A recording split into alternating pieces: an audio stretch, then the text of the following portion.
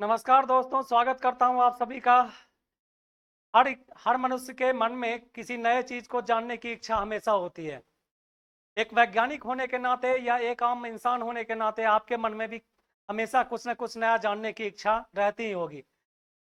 आज उसी तरह हमारे देश के वैज्ञानिक चांद पर लैंडिंग करने के बाद अब जो नए मिशन को लॉन्च करने वाले हैं उस मिशन का नाम है आदित्य L1। अब सबसे पहले आपको यह जानना जरूरी है कि जिस तरह हम सवेरे उठ के सूरज को एक देवता समझ के प्रणाम करते हैं, सूर्य नमस्कार करते हैं, उसी तरह आखिर उस सूरज को जानना भी उतना ही जरूरी है जिसके बिना हम एक दिन भी नहीं रह सकते हैं। उस सन रेज सोलर रेडिएशन के बिना, सूरज की रोशनी के बिना हम एक दिन भी नहीं रह सकते हैं। आखिर उस सूरज को जानना उतना जरूरी क्यों है? आज आपसे मैं कुछ ऐसे चंद सवाल पूछूंगा, शायद उसका जवाब अगर आपके पास है तो आप अपने नॉलेज से बहुत ही अपडेट हैं और आप लगभग बहुत कुछ जानते हैं। और अगर नहीं जानते हैं उस सवाल का जवाब तो उसको जानने के लिए, इस मिशन को जानने के लिए, आदित्य L1 मिशन क्या है, इसको जानने के लिए आपको ये वीडियो अवश्य देखना चाहिए। आदित्य जो संस्कृत का एक शब्द है और जिसका अर्थ सूरज होता है। ठीक है, आदित्य का अर्थ सूर्य होता है और L1 जो है लैग्रेंजियन 1 के नाम से जाना जाता है, जिसे L1 को लैग्रेंजियन 1 के नाम से जाना जाता है। और लैग्रेंजियन क्या था, इस बात की चर्चा हम इस वीडियो में जरूर करेंगे। लैग्रेंजियन एक वैज्ञानिक का नाम था जिन्होंने पूरे ब्रह्मांड में लग्जेरियन पॉइंट खोजे थे। ऐसे 5 लग्जेरियन पॉइंट्स खोजे थे, बिंदु खोजे थे, जिसके बारे में कहा जाता है कि लग्जेरियन पॉइंट्स एक ऐसा क्षेत्र होता है दुनिया में जितनी भी वस्तुएं हैं, जितनी भी चाहे ग्रह हैं, उपग्रह हैं, स्टार्स हैं, या जो भी हैं, प्लैनेट्स हैं, जो भी हैं, हर किसी का एक ग्रेविटेशनल फोर्स होता है। हर जितनी भी स्टार्स या प्लैनेट्स हैं, सारे प्लैनेट्स या स्टार दूसरे चीजों को अपने तरफ खींचना चाहते हैं।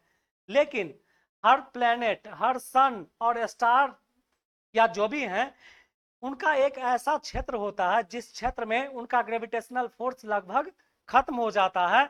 तो लग्जेरियन जो पॉइंट है वो पूरे ब्रह्मांड में 5 ऐसा क्षेत्र है जो जिस क्षेत्र पे जाके उस सन का हो या प्लेनेट का हो, उसका जो है ग्रेविटेशनल फोर्स वहां खत्म हो जाता है। अर्थात अगर हमारे पृथ्वी का गुरुत्वाकर्षण बल जहां तक उसका रेंज है वहां पर जाके खत्म हो जाए और सूर्य का ग्रेविटेशनल फोर्स भी एक एरिया में आके खत्म हो जाए और एक चीज को वैसे जगह पे लाके छोड़ दिया जाए जहां पे वह रुक के, जहां पे उसे ना तो पृथ्वी का ग्रेविटेशनल फोर्स आकर्षित करे और ना ही सन का ग्रेविटेशनल फोर्स आकर्षित करे।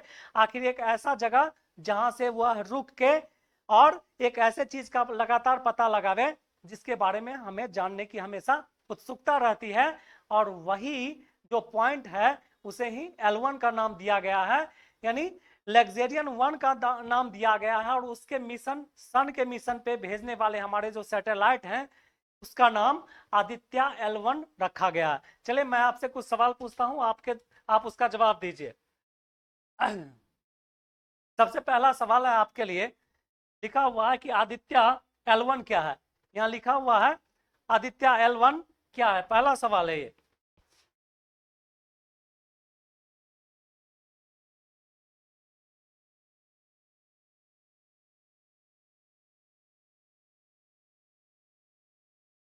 ठीक है, आदित्य L1 क्या है, तो मैंने इसका जवाब आपको दे दिया था कि आदित्य जो है संस्कृत का एक शब्द है जिसका अर्थ सूर्य होता है, और L1 जो है लग्जेरियन पॉइंट है। L1 एक ऐसा क्षेत्र है, ऐसा पॉइंट है जहां पर पृथ्वी और सूर्य का ग्रेविटेशन जो है खत्म हो जाता है, और वहीं पे हमारा सैटेलाइट वहां जाके सूर्य का अध्ययन करेगा, उसके कोरोना का अध्ययन करेगा, उसके कई सारे पहलुओं का अध्ययन करेगा, उसके फोटोस्फीयर का अध्ययन करेगा, थर्मोस्फीयर का अध्ययन करेगा वहां पर जाके कि वहां से सूर्य सूर्य जो है, वो सूर्य की जो रोशनी और किरणें हैं वो कैसे काम करती है। इसीलिए उसको L1 नाम दिया गया और उसको लग्जेरियन 1 बोला जाता है। हमारा दूसरा क्वेश्चन है आपसे कि अभी तक सोलर पे कितने मिशन भेजे जा चुके हैं। अगर आपको पता है तो आप कमेंट बॉक्स में जरूर लिखिए, और नहीं पता है तो आप समझ लीजिए कि अभी तक सूर्य पे लगभग 22 जो है, अभी तक लगभग 22 मिशन भेजे जा चुके हैं। और उस 22 में से 22 मिशन में से लगभग 14 जो मिशन है, 14 जो है सिर्फ और सिर्फ अमेरिका भेजा है। किसने भेजा है? सिर्फ ठीक है। तीसरा जो आप सबका क्वेश्चन है, फोटोस्फीयर क्या होता है, इसका हम जवाब देंगे क्रोमोस्फीयर क्या होता है।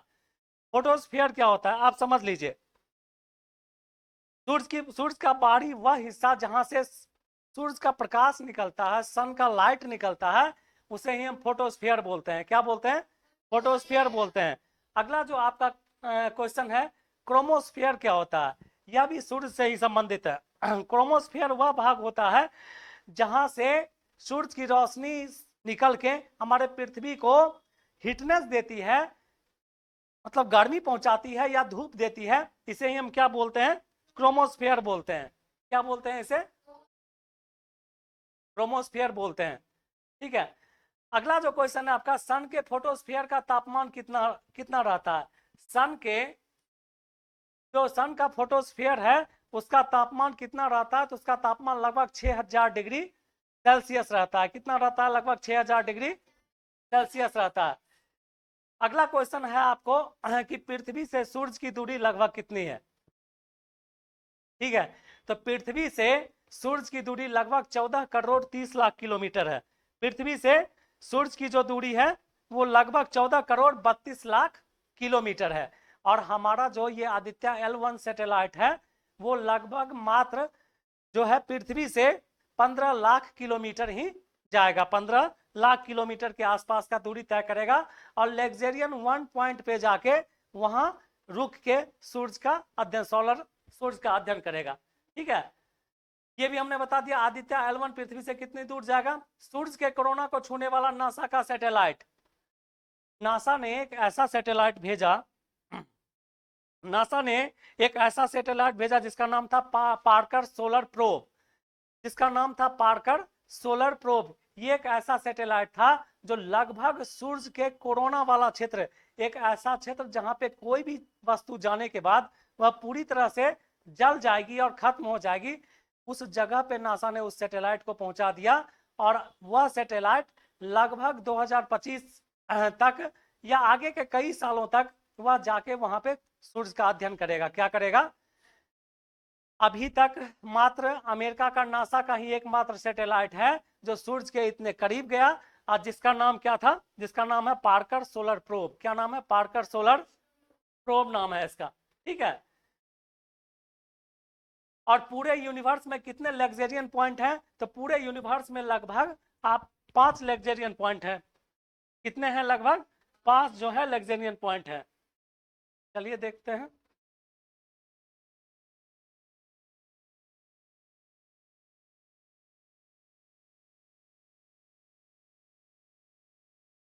ठीक है, देख लीजिए, ये ये जो है लग्जेरियन पॉइंट को दिखा रहा है, आप देखिए इसको।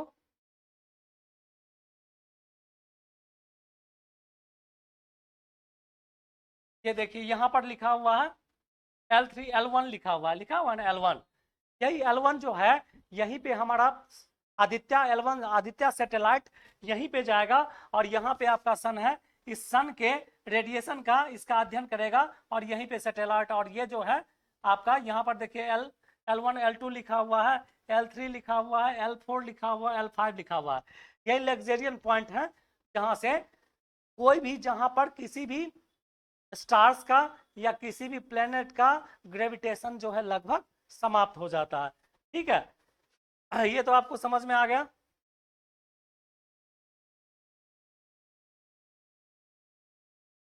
चलिए, इसमें लिखा हुआ कि आदित्य L1 मिशन कब लॉन्च होगा? तो 2 सितंबर को, इस महीने के यानी कि 2 सितंबर को जो है आदित्य L1 मिशन हमारे इसरो के द्वारा लॉन्च किया जाएगा, हमारे इसरो के द्वारा।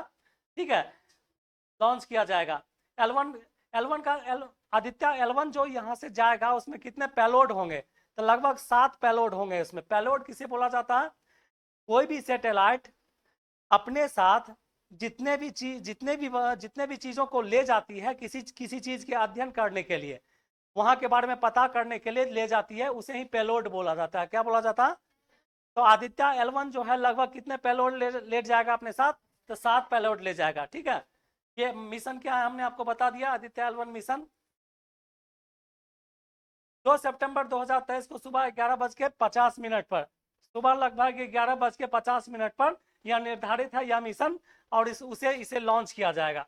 देखिए इसमें क्या लिखा है, आदित्य L1 सूर्य का अध्ययन करने वाला पहला अंतरिक्ष आधारित भारतीय मिशन होगा।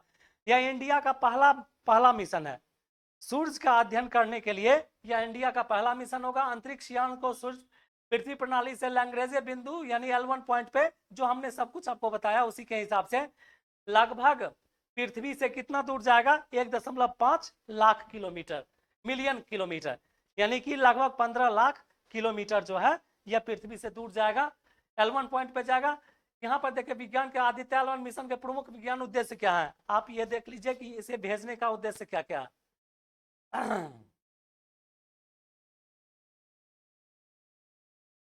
सौर की ऊपरी वायुमंडलीय क्रोमोस्फीयर और कोरोना गतिशीलता का अध्ययन, ये क्रोमोस्फीयर जो हमने बताया था और कोरोना का अध्ययन करेगा। दूसरा क्रोमोस्फीयर कोरोना हीटिंग का अध्ययन करेगा, कोरोना द्रव्यमान इंजेक्शन का अध्ययन करेगा, सूर्य से कण गतिशीलता का अध्ययन करेगा, सौर कोरोना का भौतिकी और इसका तापमान के बारे में अध्ययन करेगा। ये सभी चीज हैं जो इसके बारे में, जिसके जो आदित्य L1 जो है वहां पे जाके इन सारे चीजों का अध्ययन करेगा। और यह सबसे जरूरी बात यह जो सैटेलाइट है यह भारत की तरफ से भेजा जाने वाला पहला सैटेलाइट होगा जो सूर्य का अध्ययन करेगा और उसके बारे में हमें बताएगा, उसके बारे में हमें बताएगा।